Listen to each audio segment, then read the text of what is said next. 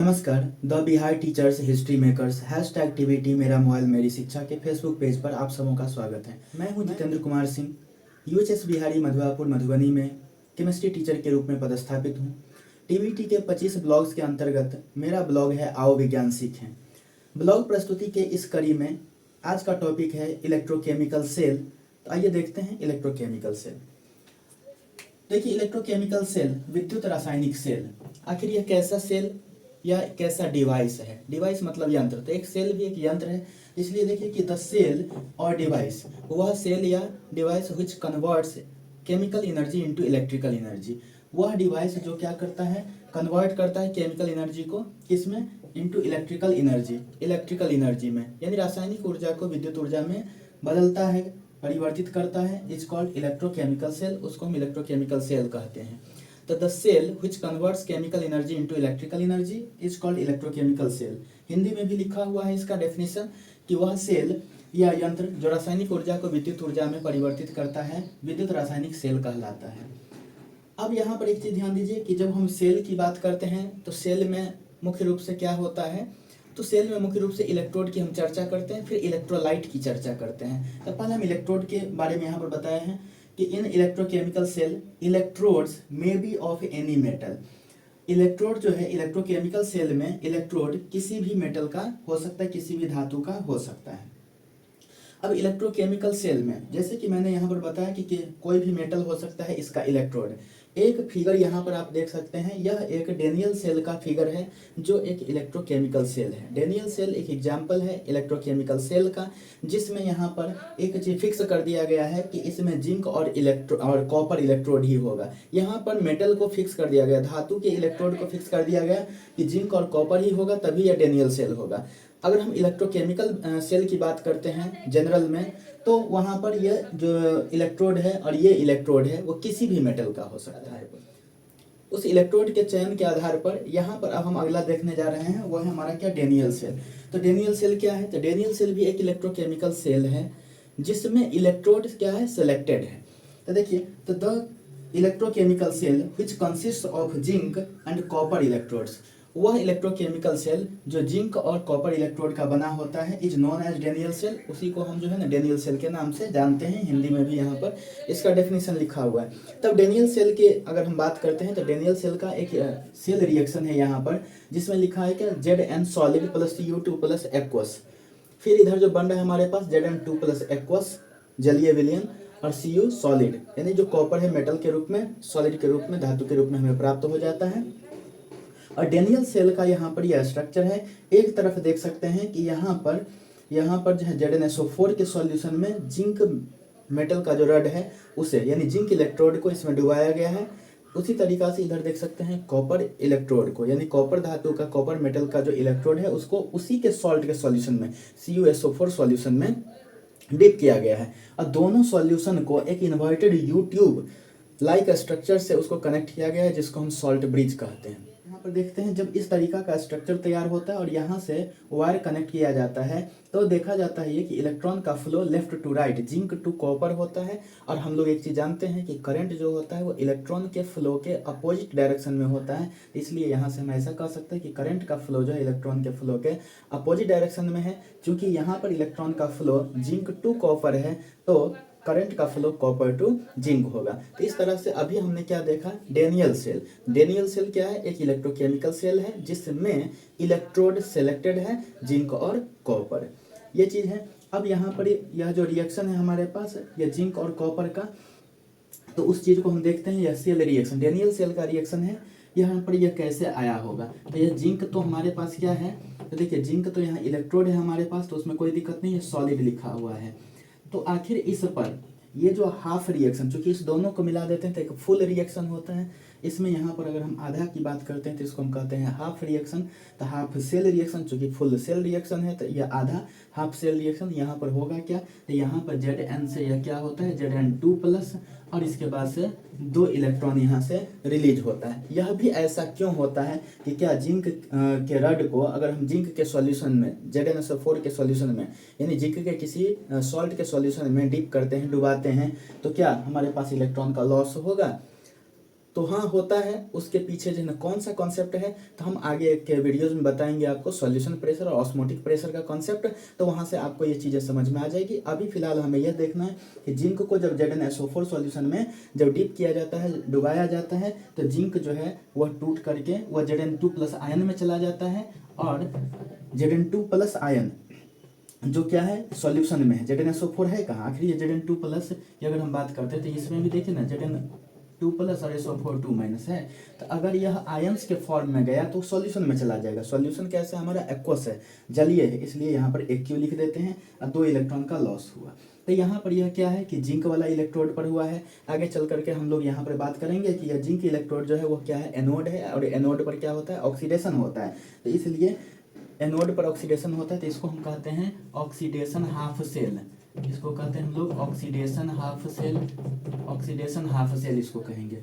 उसी तरीका से जब हम इधर के तरफ आते हैं तो यहाँ पर यह जो कॉपर इलेक्ट्रोड है, तो कॉपर इलेक्ट्रोड को कॉपर के ही सॉल्ट CuSO4 कॉपर सल्फेट के विलयन में इसे डिप किया गया है, डुबाया गया है। तो यहाँ पर क्या होता है, तो यहाँ पर इस कंडीशन में कैथोड पर Cu2+ जो है वो 2 इलेक्ट्रॉन ग्रहण करके, यह Cu2+ कहाँ से, CuSO4 को अगर हम जो है ना ऐसे देखें CuSO4 को, तो Cu2+ और SO4 2- है, यह जो Cu2+ है वो 2 इलेक्ट्रॉन ग्रहण करके यहाँ पर क्या करता है, Cu सॉलिड यानी Cu मेटल यहाँ पर बनाता है, और यही मेटल यहाँ पर जा करके इस कॉपर इलेक्ट्रोड पर जा करके डिपॉजिट होता है। इसलिए यहाँ का जो कैथोड जो है वो क्या हो जाता है, वह मोटा होते जाता है, कहने का मतलब उस पर डिपोजिशन हुआ। लेकिन यहीं पर जिंक की अगर बात करते हैं तो चूंकि यह गलते जा रहा है Zn2+ और 2 इलेक्ट्रॉन, तो इस वजह से यहाँ पर यह क्या होता है, गलते जा रहा है, यानी यहाँ पर डिजोल्यूशन होता है और यहाँ पर डिपोजिशन होता है।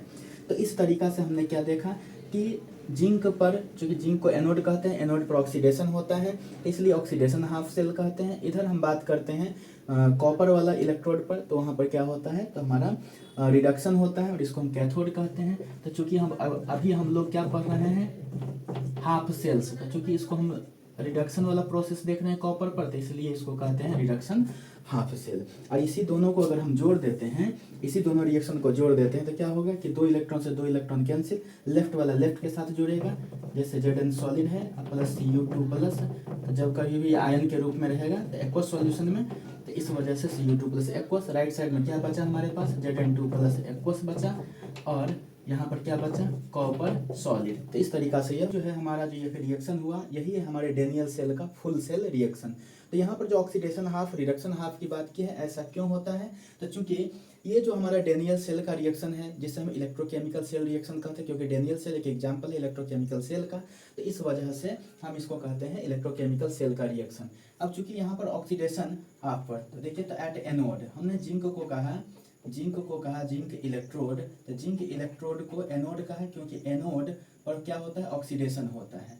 क्या होता है, एनोड पर ऑक्सीडेशन होता है, at anode oxidation takes place, oxidation takes place, oxidation takes place. अब ऑक्सीडेशन कैसे होता है, क्या पहचान है ऑक्सीडेशन का, तो देखिए ऑक्सीडेशन का पहचान क्या है, ऑक्सीडेशन नंबर का बढ़ना या इलेक्ट्रॉन का लॉस होना। देखिए तो Zn ये सॉलिड था, जो यह रड है, लेकिन यह क्या है कि घुल करके चला जाता है किसमें, ZnSO4 के सॉल्यूशन में, तो ये बन जाता है Zn2+, चूंकि सॉल्यूशन में गया था Zn2+ एक्वस हो गया, 2 इलेक्ट्रॉन। यहाँ से यह जो इलेक्ट्रॉन का जो रिलीज होना, इलेक्ट्रॉन का लॉस होना, तो इलेक्ट्रॉन का लॉस होना ही पहचान है किसका, ऑक्सीडेशन का, चूंकि ऑक्सीडेशन कहाँ पर हो रहा है, एनोड पर हो रहा है। इसलिए जिंक इलेक्ट्रोड को हम लोग क्या कर रहे हैं यहाँ पर, इसको कर रहे हैं ऑक्सीडेशन हाफ सेल। तो इसको हमने यहाँ पर लिखा था ऑक्सीडेशन हाफ सेल, तो उसके पीछे का रीजन क्या था, या ऑक्सीडेशन हाफ सेल है, तो उसके पीछे का रीजन क्या है, क्योंकि वहाँ पर इलेक्ट्रॉन का लॉस हो रहा है। यहीं पर जो है ना सेकेंड वाला इलेक्ट्रोड पर देखते हैं, जिसको हम कहते हैं कैथोड। तो एट कैथोड जो क्या है, कॉपर इलेक्ट्रोड है वहाँ पर, यानी कॉपर मेटल का रड है। इलेक्ट्रोड क्या होता है, इलेक्ट्रोड कुछ और नहीं, मेटल का रड या मेटल का प्लेट, जिसके माध्यम से किसी विलयन में हम इलेक्ट्रिसिटी को पास करा सकते हैं, चाहे जिसके माध्यम से किसी सॉल्यूशन से हम इलेक्ट्रिसिटी को बाहर ला सकते हैं। तो कहने का मतलब वो एक मीडियम है, एक माध्यम है, जो इलेक्ट्रॉन का, जिसके वजह से हम ट्रांसफर करा सकते हैं। ठीक है, तो इसी को हम लोग क्या कहते हैं, इलेक्ट्रोड। तो इसलिए इलेक्ट्रोड कुछ विशेष बात नहीं, या मेटल का रड या मेटल का प्लेट होता है। तो इस तरीका से आप समझ गए। अब कॉपर इलेक्ट्रोड पर अगर हम देखते हैं, तो यहाँ पर क्या होता है, reduction takes place, reduction takes place, reduction होता है यहाँ पर।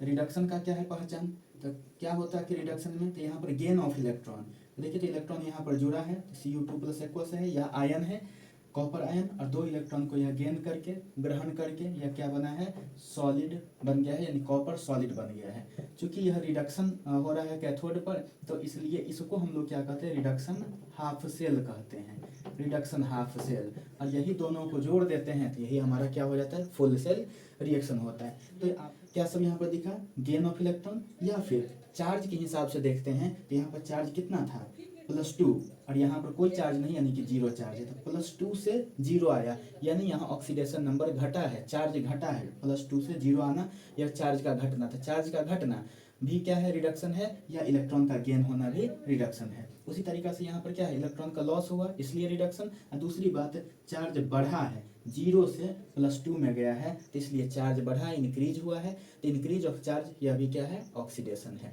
तो इस तरीका से हमने यहाँ पर डेनियल सेल के cell reaction, half cell reaction, और चूंकि यहाँ पर ऑक्सीडेशन और रिडक्शन दोनों होता है तो ऑक्सीडेशन हाफ और रिडक्शन हाफ, तो इसलिए दोनों को जब मिला देते हैं, जब फुल सेल रिएक्शन लिखते हैं तो उसको हम रेडॉक्स कपल्स कहते हैं।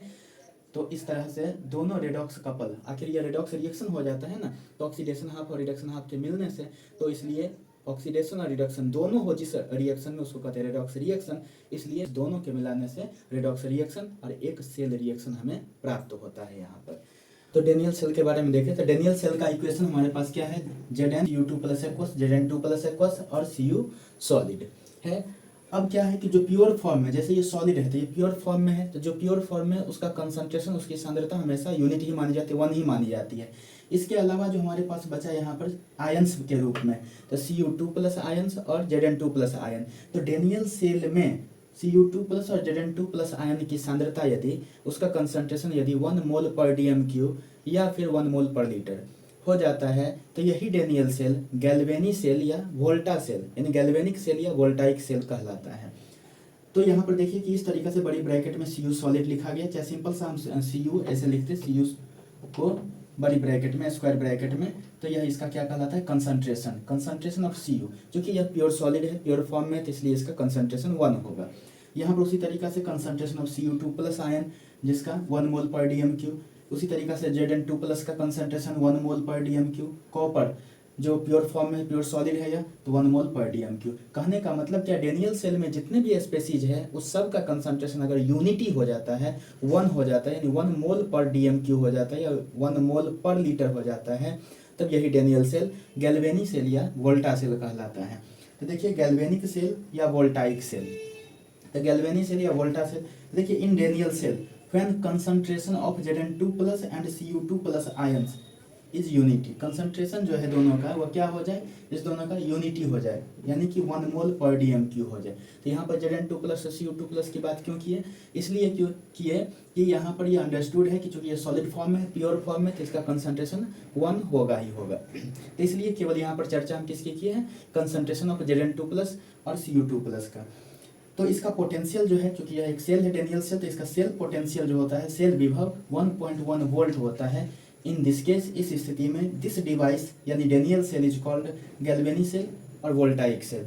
तो इस तरीका से ये गैल्वेनिक सेल या वोल्टाइक सेल कहलाता है। तो फिर से वही बात हम कहेंगे कि डेनियल सेल में जब क्या हो, Cu2+ और Zn2+ आयन का कंसंट्रेशन यूनिटी हो जाए, 1 मोल पर dm³ हो जाए, तो उसका सेल पोटेंशियल जो सेल विभव कितना होता है, 1.1 वोल्ट होता है। इस केस में डेनियल सेल ही गैल्वेनिक सेल या वोल्टाइक सेल कहलाता है। हिंदी में भी यहाँ पर यही चीज़ लिखा हुआ है।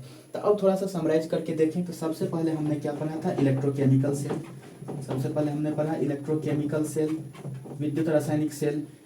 उसमें हमने इलेक्ट्रोड को सिलेक्ट कर दिया, फिक्स कर दिया, जिंक और कॉपर रहेगा, तो यह क्या कहलाया, डेनियल सेल, डेनियल सेल कहलाया।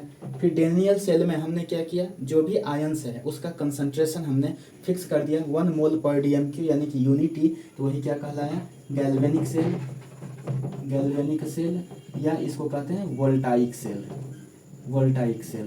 तो इस तरीका से हमने इलेक्ट्रोकेमिकल सेल का डेफिनेशन, फिर इलेक्ट्रोकेमिकल सेल से डेनियल सेल, डेनियल सेल से गैल्वेनिक सेल के बारे में स्टडी किया यहाँ पर।